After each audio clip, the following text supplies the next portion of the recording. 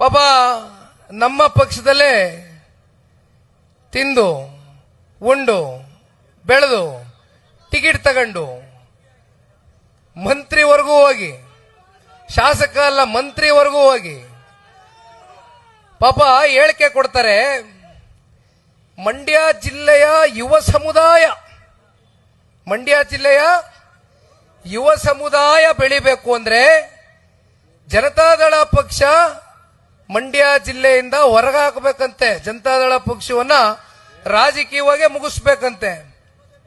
ಅಲ್ಲ ರೀ ಉಸ್ತುವಾರಿ ಮಂತ್ರಿಗಳೇ, ಯಾವ ಯುವಕನ ಬಗ್ಗೆ ಮಾತಾಡ್ತಾ ಇದೀಯಣ್ಣ ನೀನು?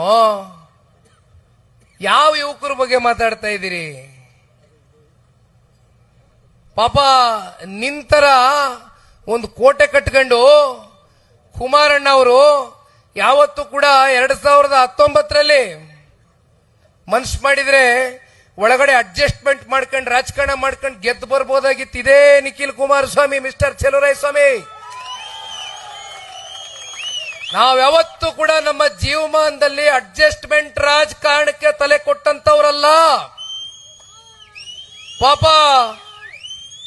ಯುವ ಸಮುದಾಯವನ್ನ ಉಳಿಸ್ತಕ್ಕಂಥ ಮಾತನ್ನ ಪಾಪ ಈ ಜಿಲ್ಲೆನಲ್ಲಿ ಆಡಿದಿರಲ್ಲ. ಯಾವ ಯುವ ಸಮುದಾಯವನ್ನ ಬೆಳೆಸಿದ್ದೀರಿ ಸ್ವಾಮಿ ನೀವು? ಯಾವ ಮೊನ್ನೆ ನಡೆದಂತ ಡಿಸಿಸಿ ಬ್ಯಾಂಕ್ ಚುನಾವಣೆ, ಡೈರಿ ಚುನಾವಣೆಗಳು ರಾಮನಗರದಲ್ಲಿ, ಮಂಡ್ಯದಲ್ಲಿ, ಇಡೀ ರಾಜ್ಯದಲ್ಲಿ ಯಾವ ರೀತಿ ನಡೆಸ್ತಾ ಇದ್ದೀರಿ?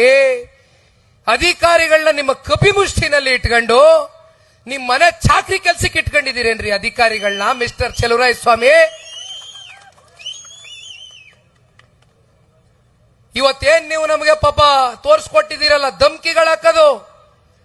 ಓ ಯಾರು ಕ್ಯಾಂಡಿಡೇಟೇ ಇಲ್ದಿರಾ ಗೆದ್ದುಬಿಟ್ರಂತೆ ಚುನಾವಣೆನ.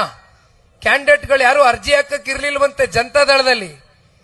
ಯಾರ್ಯಾರಿಗೆ ಯಾವ್ಯಾವ ರೀತಿ ಯಾವ ವಹಿವಾಟುಗಳು ವ್ಯವಹಾರಗಳನ್ನ ಅರ್ಥ ಮಾಡ್ಕೊಂಡು ಯಾರ್ಯಾರಿಗೆ ಎಲ್ಲೆಲ್ಲಿ ಕೀ ಕೊಡಬೇಕು, ಯಾರ್ಯಾರಿಗೆ ಎಲ್ಲೆಲ್ಲಿ ಕುತಂತ್ರದಿಂದ ಬೆದರಿಕೆ ಹಾಕಬೇಕು, ಧಮಕಿ ಹಾಕಬೇಕು, ಯಾವ್ಯಾವ ಅಧಿಕಾರಿಗಳನ್ನ ನಿಮ್ ಕಪಿಮುಷ್ಟಿಯಲ್ಲಿ ಇಟ್ಕೊಂಡು ಅಧಿಕಾರವನ್ನ ಯಾವ ರೀತಿ ದುರುಪಯೋಗವನ್ನ ಮಾಡ್ಕೊಳ್ಬೇಕು ಅಂತಕ್ಕಂಥದ್ನ ಕಲಿಸ್ತಾ ಇರ್ತಕ್ಕಂಥ ಮಹಾನುಭಾವ ನಮ್ಮ ಚೆಲುವಣ್ಣ.